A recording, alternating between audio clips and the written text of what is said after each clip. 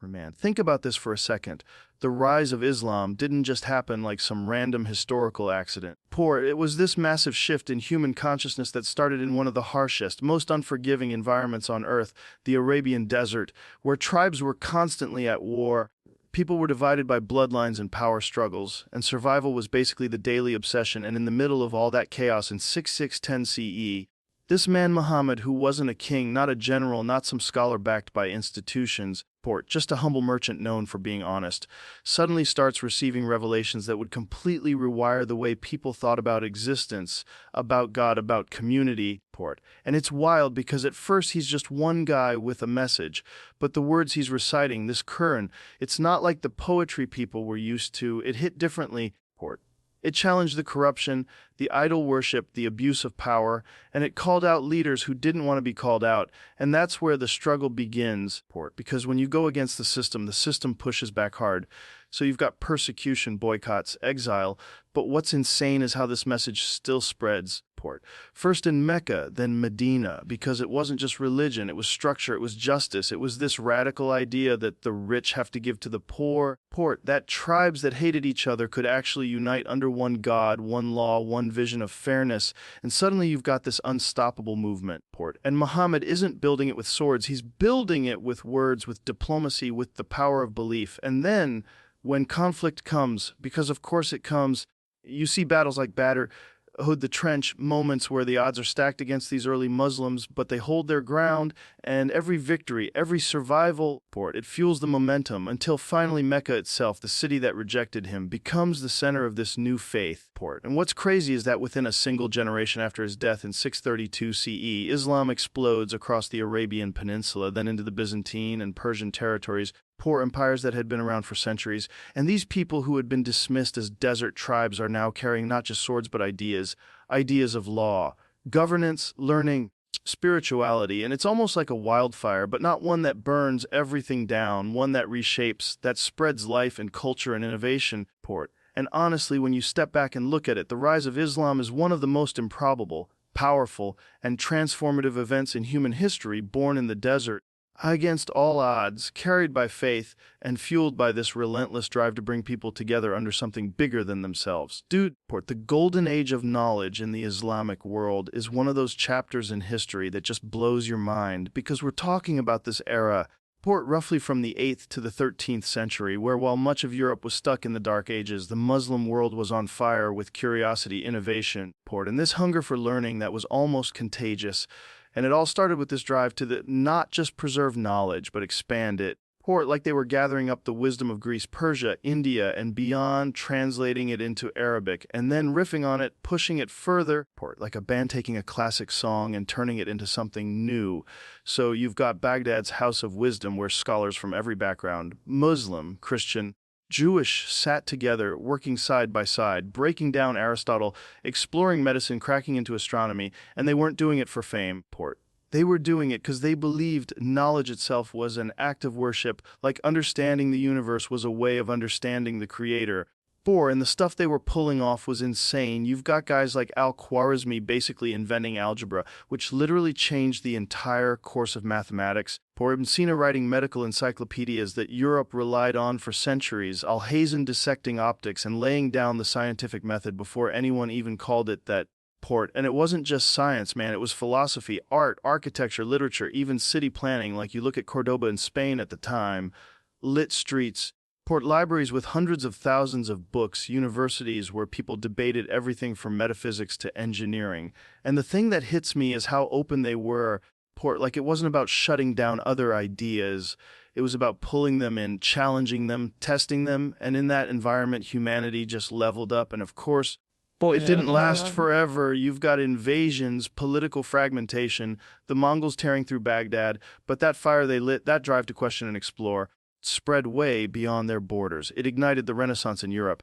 It set the stage for modern science. And it's wild to think that so much of what we take for granted today, medicine, math, physics, even basic optics, was fueled by this golden moment where knowledge itself was treated as sacred.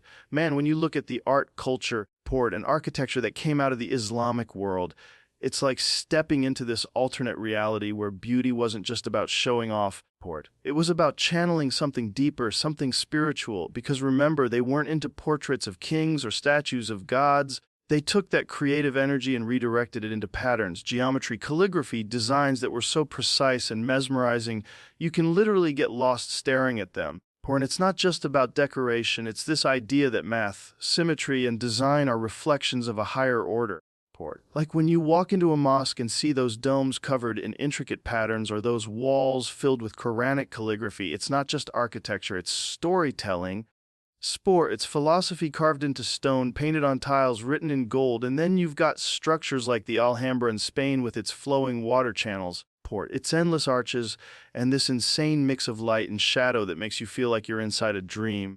Or the Dome of the Rock in Jerusalem with that golden dome shining against the sky, and Cordoba's great mosque with its forest of red and white arches. And these places aren't just religious centers, they're cultural hubs where people gathered, studied, and celebrated life. And beyond architecture, you've got poetry, like Rumi spinning words about love and the soul that still hit people today, or music that blends rhythms and instruments from Persia, Arabia, and North Africa, creating sounds that echo across centuries. And what's really wild is how this culture spread with trade, like Islamic patterns, ended up influencing European design.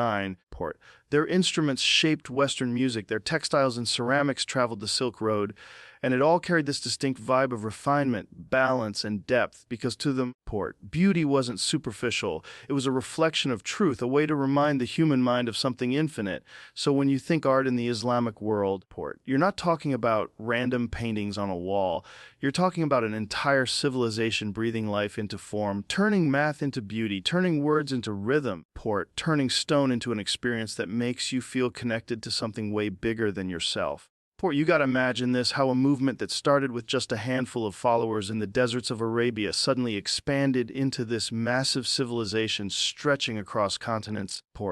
And the crazy part is it wasn't just about conquest or taking land, it was about building something unified out of people who had been divided for centuries. Because the Arabs before Islam were tribal, constantly at war with each other. Loyalty was only to your bloodline, and suddenly this new faith comes along and says, no, your identity isn't just your tribe anymore, it's your belief, your commitment to justice, to one God, and that flips the whole script. And once that unity takes root, the expansion becomes almost unstoppable. Like within a century after the Prophet's passing, you've got Islam stretching from Spain to India, knocking on the doors of China, pushing deep into Africa. And what's wild is the way it spread wasn't just swords and armies. It was trade routes, scholars, merchants, mystics, or people sharing ideas and building communities, and everywhere it went, it left behind not just religion but systems, courts, markets, libraries, schools, things that tied people together across languages and cultures, and that's what made it powerful. Like you could be in Cairo or Baghdad or Cordoba and still feel connected to the same civilization, the same laws, the same spiritual rhythm. And think about how insane that was in an age without phones, without internet, just caravans and ships carrying not only goods but knowledge, art, and a sense of belonging. And yeah, there were battles, there were empires, there were caliphs and dynasties fighting for control. But under all of that, there was this glue, this unity that made people feel part of something bigger, something global before globalization was even a word. And even when the politics fractured, the culture and the faith kept people tied together. Like a Persian scientist in Bukhara could write a book that would be studied by a student in Spain, or an African trader in Timbuktu could feel like his prayer connected him to someone in Damascus. And that sense of shared identity, man, that was the secret sauce. It turned expansion into more than territory. It turned it into civilization. What's really fascinating is how the core of Islam isn't just about rituals or belief. It's built on this foundation of justice and compassion. And when you actually look at it in its original context, it's mind-blowing, because the Quran comes into a society where the strong dominated the weak, women had little protection, the poor were basically invisible, poor and tribal elites controlled everything, and then suddenly this message is dropped that flips the whole balance, like the idea that every single person is equal before God. That the orphan, the widow, the slave, the stranger, they all have rights, and if you abuse them, you're accountable, not just in this life, but in the next. And that's powerful because it's not negotiable, it's divine law, and it forces even leaders to rethink how they treat people. And it wasn't just abstract, it was practical. like zakat, this structured system of wealth redistribution where the rich literally had to give a portion of their income to the needy, or laws about fair trade, no cheating, no exploiting, or the emphasis on freeing slaves not by decree but by making it one of the highest acts of worship. And compassion wasn't seen as weakness. It was seen as strength, like the Prophet himself was known for being merciful even to his enemies, forgiving people who had tried to kill him. And that kind of energy sets the tone for an entire community. And then justice wasn't about punishment alone, it was about fairness, balance, making sure the poor weren't crushed and the powerful weren't above the law. And think about how revolutionary that was for a society that was completely hierarchical. And that's why Islam spread the way it did, because people could feel that it wasn't just about prayer, it was about dignity, it was about being seen.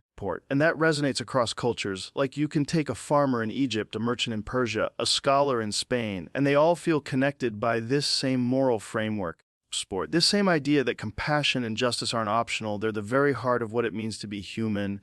And even today, when people look back at that foundation, you realize that's the glue that held the civilization together. It wasn't just power, it was principle. When you really step back and look at the legacy of Islam and how it still influences the world today, it's one of those things that's so massive we almost take it for granted.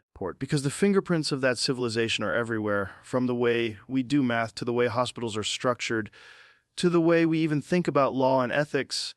And it's crazy to realize that a lot of what modern society depends on was fueled by ideas that came out of that tradition, like the concept of algebra, algorithms, medical encyclopedias, optics libraries, all that knowledge that got absorbed into Europe and helped spark the Renaissance. But it's not just science, it's also values, the sense of community, charity, education, equality before God. These are things that ripple through cultures in ways people don't always recognize. And beyond the historical stuff, look at the modern world right now. Over 1.5 billion Muslims across the globe, literally in every country, carrying pieces of that legacy. From daily practices of prayer and fasting that ground them, to cultural contributions like art, food, literature, music that bleed into global culture, and even politically, whether you're in Jakarta, Cairo, Istanbul, or London, you can't ignore the influence of Islamic history on identity, on conversations about justice and morality. And what's wild is how the architecture and design still inspire people. Like, you can walk into a mosque in Morocco or Turkey and feel the same awe people felt 1,000 years ago. Or how Sufi poetry from Rumi is still one of the best-selling forms of poetry in the West. And that's legacy, man, when words written centuries ago still hit modern audiences. When principles from the desert still shape global debates on fairness and compassion. And of course there's struggle too. Like with any tradition, there's conflict, politics, different interpretations, but at its core, the influence of Islam today is about continuity. It's about carrying forward a worldview that sees knowledge as sacred. Compassion as strength and unity as possible. And even if people don't always trace the roots, they're living in a world that was shaped in huge ways by that legacy. A world where that history still whispers through science, art, culture, and everyday life. So when you zoom out and look at all of this, the rise, the knowledge, the art, the unity, the values, and the legacy, it's almost overwhelming, because you realize this isn't just history. It's a reminder of what human beings are capable of when they believe in something bigger than themselves, when they decide that life isn't just about surviving the desert or fighting for scraps, but about building, creating, learning, and pushing the boundaries of what's possible. And honestly, that's the part that sticks with me, because it's not just about Islam as a religion, it's about the impact of an idea, the ripple effect of a movement that turned scattered tribes into a civilization, and that civilization lit up the world in ways we still feel today. And it makes you wonder, man, what if we carried even a fraction of that energy right now? That commitment to justice, that obsession with knowledge, that drive to create beauty in everything. Not for ego, but for meaning. And maybe that's the lesson here. It's not about looking back at history as some dusty museum piece. It's about realizing we're standing on the shoulders of giants, and the same fire that drove them is still available to us if we're willing to pick it up. So good luck to everyone out there chasing knowledge, chasing truth, chasing a better version of yourself, because that's what this whole story is really about. And thank you for sitting through this ride, for opening your mind for a little while. Because conversations like this, journeys like this, they're what keep the flame alive. And man, I hope you take that flame with you and light something new.